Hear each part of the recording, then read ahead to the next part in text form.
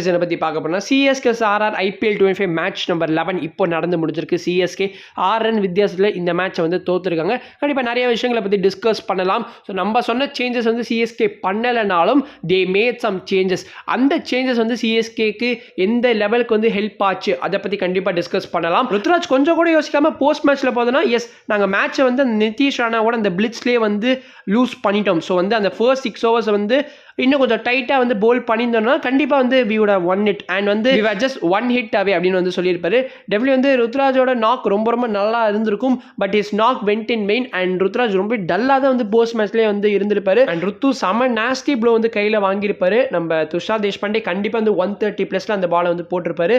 So he went down but திரும்ப எழுந்து சரியான ஒரு நாக் ப்ளே பண்ணியிருப்பாரு. நான் கண்டிப்பாக ரிட்டையர்ட் அவுட் ஆகிட்டு உள்ளே போயிடுவான்னு தான் நினச்சேன். பட் ஸ்டேட் இந்த கிரீஸ் டீமுக்காக வந்து கடைசி வரை ஃபைட் பண்ணியிருந்தாரு. அவரோட விடாமுயற்சி வந்து காட்டியிருப்பாரு. கண்டிப்பாக வந்து ருத்ராஜ் வந்து மெச்சூர்டாக வந்து இந்த இன்னிங்ஸ் வந்து ஹேண்டில் பண்ணியிருப்பாரு.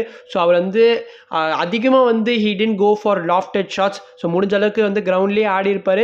அண்ட் வந்து அழகாக வந்து டபுள்லாம் வந்து கன்வெர்ட் பண்ணி சிங்கிள்ஸ்லாம் வந்து டபுளாக கன்வெர்ட் பண்ணி சூப்பராக வந்து he played guy. So 180+ target வந்து சிஎஸ்கேவால் வந்து கடைசி 6 வருஷமாக வந்து ஜெயிக்க முடியல அப்படிங்கிற ஒரு ரெக்கார்டுமே வந்து பார்க்க முடிஞ்சுது. ஸோ அது இப்போவுமே அந்த ரெக்கார்ட் இஸ் கண்டினியூயிங். ஸோ வந்து இந்த மேட்ச் கண்டிப்பாக ஜெயிச்சிருக்க முடியும். நம்மளால இஃப் அட் ஆல் நம்மளோட பேட்டர்ஸ் வந்து அந்த பவர் பிளேவை நல்லா ஹேண்டில் பண்ணியிருந்தா. ஸோ ருத்துராஜ் ரச்சின் வந்து ஃபர்ஸ்டே அவுட் ஆகிட்டாரு. எதுவுமே பேச முடியாது அவரை பற்றி.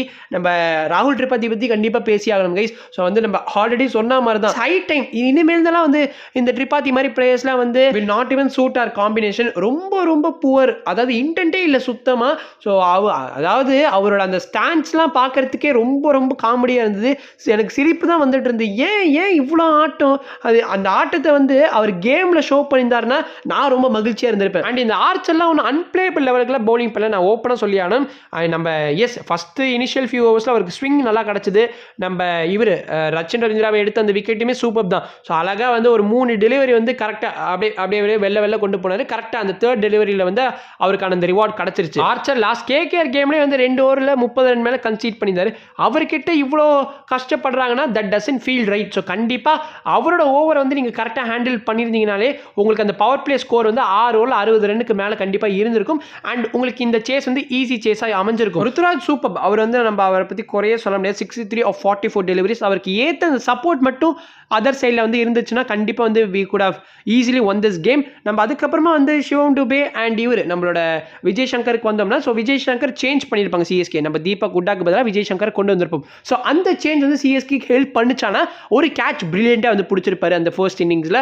அண்ட் பேட்டிங்க்கு வந்தோன்னா அந்த 6மே நல்லா தான் இருந்திருக்கும். நான் வந்து ஒரு மாதிரி ஐ ஹேட் சம் ஹோப் அந்த 6க்கு அப்புறமா வந்து ஓகே விஜய் சங்கர் வந்து இந்த கேம் வந்து கொண்டு போக போறாருப்பா நம்பினேன். ஆனால் நெக்ஸ்ட் டெலிவரி வனிந்து ஹசரங்கா வந்து பொட்டலம் கட்டி அமிச்சிட்டாரு. அண்ட் இந்த ஹசரங்கா என்னன்னு புரியல. அவர் வந்து ஒரு 6 கொடுக்குறாரு, நெக்ஸ்ட் பாலே விக்கெட் எடுக்கிறாரு. நம்ம ஸ்டார் ஸ்போர்ட்ஸ் தமிழில் பார்த்துட்டீங்கன்னா உங்களுக்கு காமிச்சிருப்பாங்க. ருத்ராஜ், டூபே, விஜய் சங்கர் இவங்க 3 பேருமே அப்படி தான் ஹசரங்கா கிட்ட அவுட் ஆகியிருப்பாங்க. டூபே எப்போ வரணும் அப்படிங்கிறதுமே ஒரு பெரிய கொஸ்டினாக இருக்குது. ஸோ அஸ் இம்பாக்ட் பேரை அவர் யூஸ் பண்ணுறோம். அவர் எந்த நேரத்தில் வந்தால் கரெக்டாக இருக்கும். ஸ்பின்னர்ஸ் எப்போ கரெக்டாக கேம்குள்ளே வராங்களோ அந்த மாதிரி சமயத்தில் வந்து டூபே இறக்குனீங்கன்னா ரொம்ப ரொம்ப நல்லா இருக்கும். அதுதான் நடந்துச்சு ஆக்சுவலி.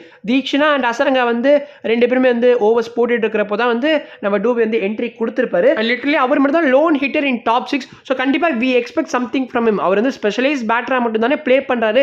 அண்ட் அவ்வளோ தொகையை கொடுத்து ரீட்டைன் பண்ணி வச்சிருக்கும். ஸோ ஜஸ்ட் ஒரு 6 ஒரு 4 அடிக்கிறதுக்காக ஒரு டீமில் வச்சிருக்கோம். ஸோ கண்டிப்பாக மேட்சஸை வின் பண்ணி கொடுக்கணும். ஆஸ் அ மேட்ச் வின்னராக வந்து டூபே ஷுட் பர்ஃபார்ம். அப்கமிங் கேம்ஸில் வந்து அவர் வந்து ரெஸ்பான்சிபிலிட்டி எடுத்து கண்டிப்பாக ப்ளே பண்ணணும். இல்லைனா வந்து திஸ் ஒன்ட் ஒர்க் அவுட் அப்படி தான் வந்து கண்டிப்பாக சொல்லி ஆகணும். ஜட்டு தோனியோட அந்த கெமிஸ்ட்ரி நல்லா தான் இருந்துச்சு. எவ்ரி பால் அவங்க பேசிக்கிறதா இருக்கட்டும். அண்ட் அந்த ஜட்டு வந்து அந்த 19th ஓவரில் வந்து ஒரு 6ஓட முடிப்பார் பார்த்தீங்களா. ஸோ அதெல்லாம் ரொம்ப ரொம்ப நல்லா இருந்துச்சு துஷார் தேஷ்பாண்டேக்கு எதிராக. பட் அந்த ஓவரே சூப்பராக ஹேண்டில் பண்ணியிருப்பாங்க. ஸோ கிட்டத்தட்ட 39 ரன்ஸ் ஆஃப் 2 ஓவர்ஸ் தேவையாக இருந்துச்சு இல்லையா. ஆனால் அந்த ஃபைனல் ஓவர் வந்து சரியா பண்ணல சிஎஸ்கே. நம்ம தோனியுமே சரி ஜட்டுமே சரி கண்டிப்பாக கொஷினபிள் தான். தோனி வந்து மேபி நான் வந்து இது சொல்லக்கூடாதான் இருந்தாலும் சொல்கிறேன். நம்பர் 7 வந்திருப்பார் இந்த டைமு. நம்ம எல்லாருமே ஆசைப்பட்ட மாதிரி நம்பர் 7 வந்திருந்தார். பட் மேபி ஓவர்டன் இறக்கிருக்கலாமே அப்படின்னு தான் தோணுச்சு. ஏன்னா ஓவர்டன் வந்ததுக்கு அப்புறமா அவர் அடிச்ச அந்த 6க்கு அப்புறமா எனக்கு இன்னுமே ஹோப்ஸ் வந்துச்சு. என்னப்பா இவர் இப்படி அடிக்கிறாரு, இவரை மேபி முன்னாடி இறக்கிருக்கலாமே அப்படின்னு எனக்கு தோணுச்சு. பட் ஓகே, இதெல்லாம் வந்து ஜஸ்ட் நம்ம மேட்ச் முடிஞ்சதுக்கு அப்புறமா பேசுகிற விஷயங்கள். ஸோ மேட்சுக்கு முன்னாடி இருந்தோம்னா கண்டிப்பாக தோனி தான் வந்திருக்கணும். எதுக்காக ஓவர்டன் வந்தார் அப்படின்னு நம்ம சொல்லியிருக்க போகிறோம். எனிவே நம்ம ஜட்டு வந்து நிறைய பாலை சாப்பிட்டுட்டாரு. அதுக்கப்புறமா அவர் அடிச்சு பிரோஜனம் இல்லாத மாதிரி ஆயிடுச்சு. எனிவே நம்மளோட பேட்டிங்லாம் இதுதான் கைஸ். ஸோ பேட்டிங் வந்து லுக்ஸ் பிலோ பார் தான், ஒரு மீடியோக்கர் பேட்டிங் லைனப் தான். இதை வச்சு நம்மளால 180 சேஸ் பண்ணுறது ரொம்ப டிஃபிகல்ட் போல. இந்த ஹோல் சீசனே வந்து எனக்கு தெரிஞ்சு எப்படி வந்து சிஎஸ்கே இந்த 200 ரன்லாம் சேஸ் பண்ண போகிறாங்க அப்படின்னு எனக்கு சத்தியமாக தெரியல. தென் பவுலிங்க்கு வந்தோன்னா ருத்ராஜ் மேட்ச் அப்ஸ்லாம் பார்க்குறாரா, யாருக்கு எதிராக யார் பவுலிங் பண்ணோம் அதெல்லாம் அவருக்கு தெரியுதா, பவுலிங் ரொட்டேஷன் எப்படி பண்ணோம் அதெல்லாம் அவருக்கு வந்து தெரியுதா, இதெல்லாம் வந்து கண்டிப்பாக கேட்க தோணுது. ஏன்னா ஃபர்ஸ்ட் ஓவரில் கலில் சூப்பராக பவுல் பண்ணியிருந்தாரு. அண்ட் நம்மளும் பல வீடியோ சொல்லிட்டு கலிலுக்கு ஒரு சப்போர்ட் தேவை பவர் பிளேல. அவர் கூட பவுல் பண்ணுறதுக்கு அன்சுல் கம்போஜோ இல்லை முகேஷ் கொண்டு வாங்கன்னு சொல்லிட்டோம். ஆனால் அவங்க கேட்குற மாதிரியே தெரியல. ஓவர் டென்னை யாராவது செகண்ட் ஓவர் யூஸ் பண்ணி பார்த்துருக்கீங்களா? அவர் வந்து ஓவர்சீஸ் லீக்ஸ்லேயே பார்த்தீங்கன்னா மிடில் ஓவர்ஸில் தான் பவுல் பண்ணுறாரு. எஸ்பெஷலி இந்த பிபியில் வந்து அடிலைட் ஸ்ட்ரைக்கர்ஸ்க்காக நீங்கள் மேட்சஸ்லாம் பார்த்துட்டீங்கன்னா தெரிஞ்சிருக்கும். அதிகமாக வந்து மிடில் ஓவர்ஸில் தான் பவுல் பண்ணுவார். டெத்லையும் சில டைம் வந்து பவுல் பண்ணுவார்.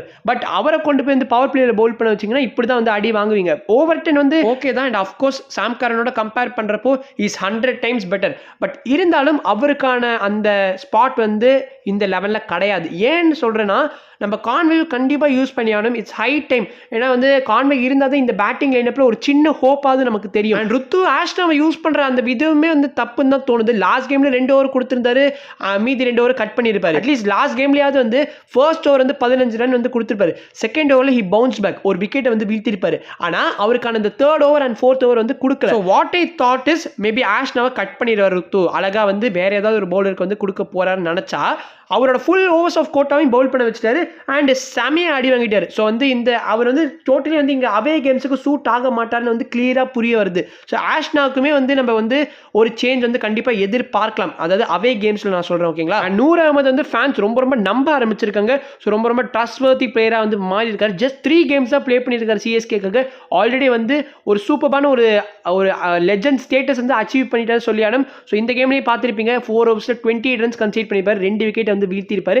So he looks good. அவர் வந்து அவருக்கான அந்த சப்போர்ட் வந்து ஆஷ்னா அண்ட் ஜட்டு வந்து கொடுத்தாங்கன்னா நல்லா இருக்கும். At a point of time ஆர்ஆரோட ஸ்கோர் வந்து 210 220 போக வேண்டியது. ஆனால் 183க்கு ரெஸ்ட்ரிக்ட் பண்ணதுக்கான முக்கியமான காரணம் வந்து பத்திரனா தான். இந்த கேமில் செம பிரில்லியண்டாக வந்து பெர்ஃபார்ம் பண்ணியிருந்தாரு. அவர் லாஸ்ட் கேம்லேயே சூப்பராக தான் பவுல் பண்ணியிருந்தாரு.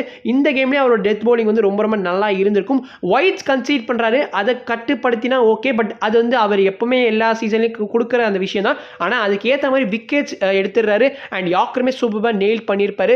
ரொம்ப நல்லா போட்டிருந்தாரு. எனக்கு ரொம்ப மகிழ்ச்சி அவரோட பர்ஃபார்மன்ஸை பார்க்கறதுக்கு. கண்டிப்பாக அப்கமிங் கேம்ஸ்ல இதே மாதிரி கண்டினியூ பண்ணால் I will be very happy. So guys, இதை வீடியோ முடிச்சுக்கலாம். எங்களுக்கு ஒரு 3 hour லாங் ஃப்ளைட் இருக்க போகுது அப்படின்னு வந்து ருத்ராஜ் போஸ்ட் மேட்ச்சில் சொல்லியிருப்பாரு. ஸோ இப்போ நெக்ஸ்ட் கேம் உங்களுக்கு தெரியும், நம்ம சேப்பாக்கில் வந்து சிஎஸ்கே vs டிசி வந்து நடக்க போகிறது April 5 அன்னைக்கு. ஸோ இது வந்து ஒரு ஆஃப்டர்நூன் கேம். பார்க்கலாம் எப்படி வந்து சிஎஸ்கே பர்ஃபார்ம் பண்ணுறாங்க அப்படின்னு. நீங்கள் உங்களோட opinions about this game CSK சாரா என்ன அப்படிங்கிறது கண்டிப்பாக கமெண்ட்ஸ் சொல்லுங்கள். அண்ட் நெக்ஸ்ட் வீடியோ பீஷியஸ். பாய்.